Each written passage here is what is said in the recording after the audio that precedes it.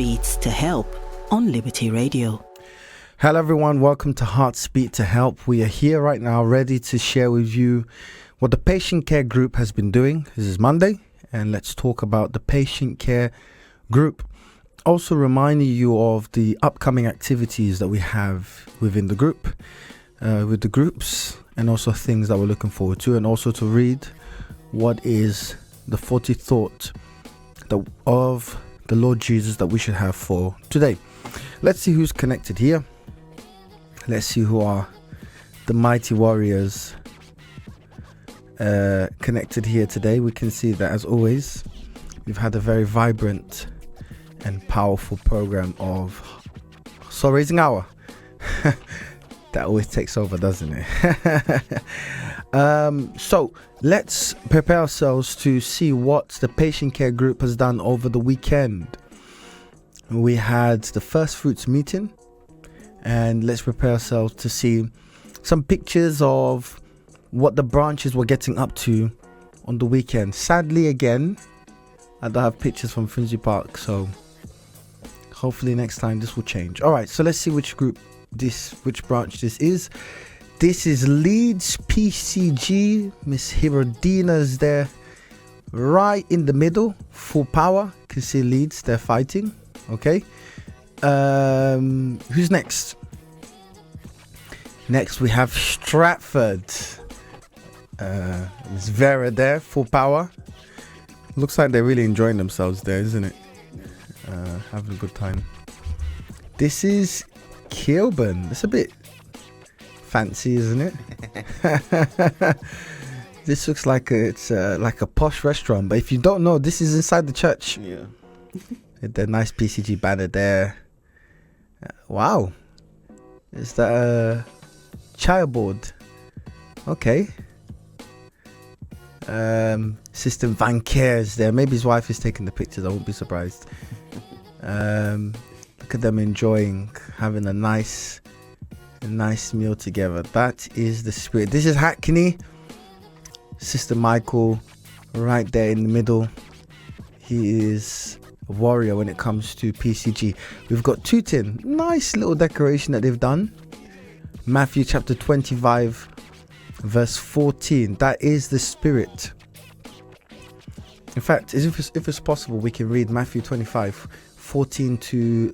go back again to the picture. 14 to 30. We're going to read that later on. If you can prepare that, please. Yeah. So that people can understand why that verse is there. But we'll do that at the end, okay? So that's Tooting again, on fire.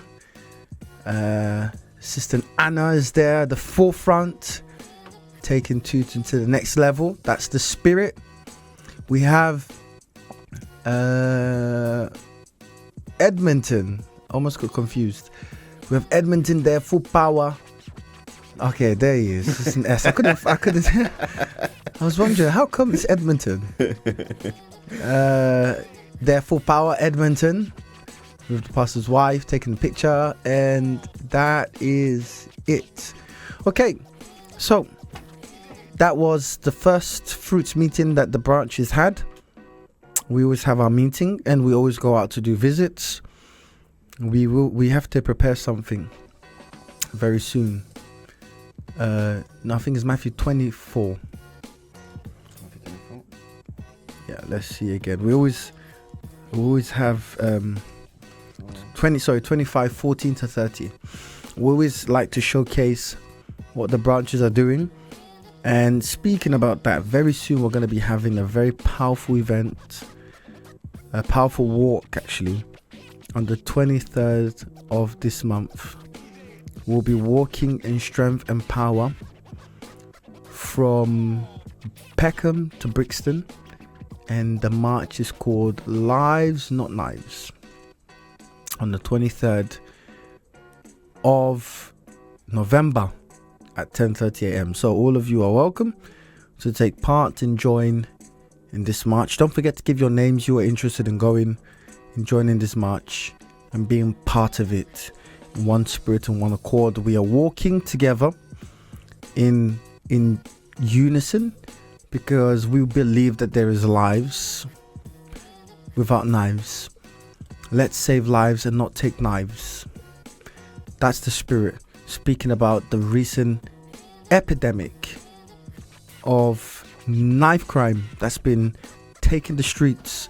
Heard of the news of a young man who broke up with his girlfriend, and he was not happy with what happened, and he traveled all the way to meet his girlfriend and sadly stabbed her 34 times, and because of that she ended her life. So it's very sad to hear these stories, but that's why we are going to be doing this walk, to raise awareness and make people's eyes be truly open at what the work of the UCKG, the Victory Youth Group, has been doing, and how it's been impacting lives and leading people to drop the knives and save their life. That's why it's lives, not knives. All right, let's read this word that was the message of the First Fruits meeting, and Tutin had put it there nicely. Matthew 25:14-30. Let's read exactly what it speaks about here. Go ahead. So, for the kingdom of heaven is like a man traveling to a far country, who called his own servants and delivered his goods to them.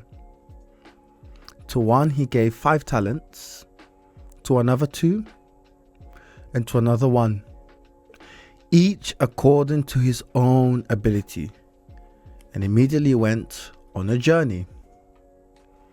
And he who had received the 5 talents went and traded with them and made another 5 talents. And likewise he who had received 2 gained 2 more also. But he who had received 1 went and dug in the ground and hid his Lord's money. After a long time, the Lord of those servants came and settled accounts with them. So he who had received 5 talents came and brought 5 other talents, saying, Lord, you delivered to me 5 talents. Look, I have gained 5 more talents beside them. His Lord said to him, well done, good and faithful servant. You are faithful over a few things. I will make you ruler over many things. Enter into the joy of your Lord. He also who had received 2 talents came and said, Lord, you delivered to me 2 talents. Look, I have gained 2 more talents beside them. His Lord said to him, well done, good and faithful servant. You have been faithful over a few things. I will make you ruler over many things. Enter into the joy of your Lord. Then he who had received the 1 talent came and said, Lord, I knew you to be a hard man, reaping where you have not sown, and gathering where you have not scattered seed. And I was afraid, and went and hid your talent in the ground. Look, there you have what is yours. But his Lord answered and said to him, you wicked and lazy servant, you knew that I reap where I have not sown, and gather where I have not scattered seed. So you ought to have deposited my money with the bankers, and at my coming I would have received back my own with interest. So take the talent from him and give it to him who has 10 talents. For to everyone who has, more will be given, and he will have abundance. But from him who does not have, even what he has will be taken away. And cast the unprofitable servant into the outer darkness. There will be weeping and gnashing of teeth. So we read this yesterday in the patient care group meeting to teach people that when God gives us something, it's like a talent that God's given to us, something that God trusts in our hands. And when we despise that, or we make excuses, or we say we cannot, it's like we are like that man who had that 1 talent and he hid it for fear and didn't do anything about it, didn't allow the talents to develop, didn't allow the talents to grow. And that's what we're teaching the patient care group, that they should see everything about the group like a talent. Every visit is like a talent. Every responsibility, every event, every engagement, every project, every outreach is an event. Sorry, it's a talent, shall I say. And once this talent is placed in the hand of the person, they have to value it and they must strive to multiply it so it can bear fruit. So this is what we're teaching people, and I hope you're learning this. God entrusts in our hands great responsibilities that we must uphold.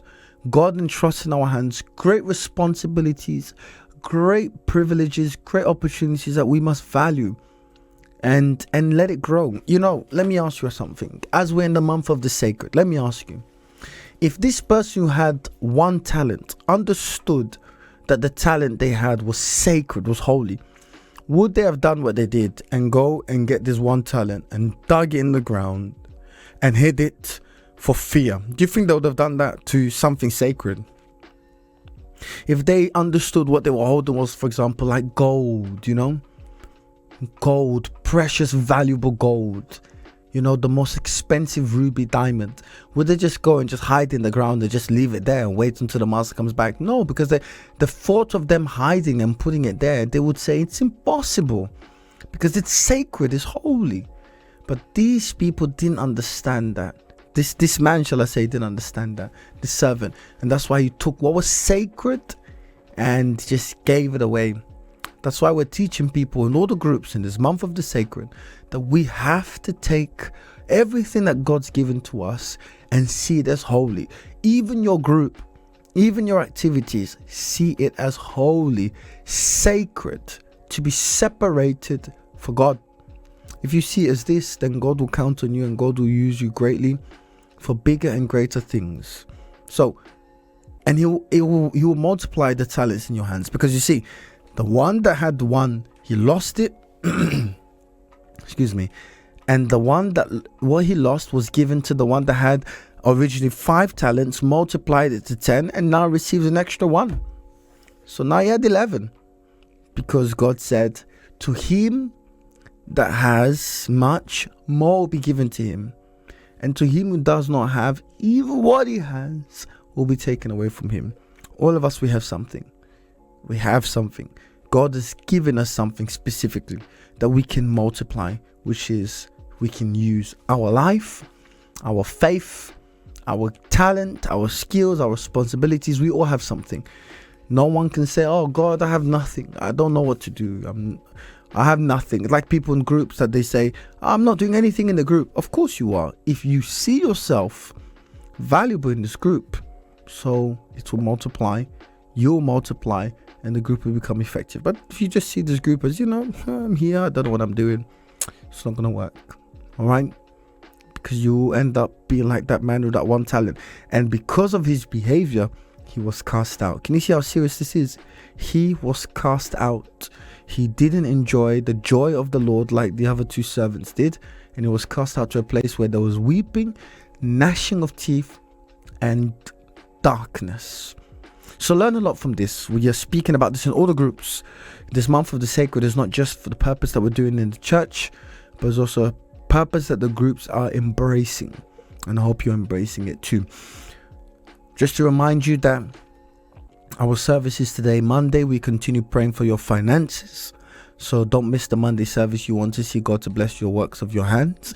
And let us keep being sacred and holy in the talents that God has given to us. See them multiply and grow. Whatever it is that God places in your hands, do with all your strength. All right? To finalize the program, let's read what is the 40 thought of the Lord Jesus Christ for today. And look what it says. Value your soul and the one who valued it above all the riches of the earth. Perfect verse. Value, or perfect word, perfect thought, shall I say. Value your soul and the one who valued it above all the riches of the earth. May God bless you all. Thank you for being connected with us today. Tomorrow we'll be here with the Caleb special, and Wednesday we'll be here for the prayer group special. It was a pleasure being here with you.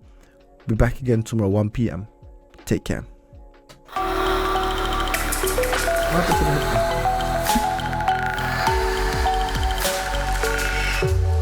Heartbeats to Help on Liberty Radio.